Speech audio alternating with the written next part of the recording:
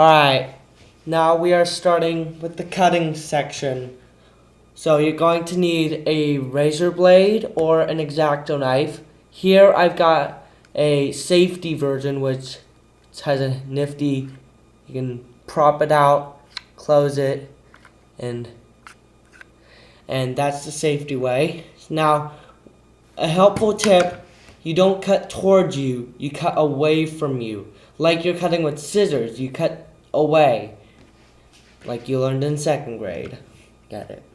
So now, what the next step you do is you put it at least halfway on the fabric and halfway off. And then for this kind of knife user, you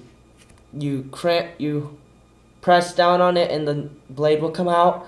And then you firmly, but not hard, put it down and you glide. And remember, don't go too far. Just go a little bit over. Like that. And then you do it for the other side. So I go on this side. And then you go like this.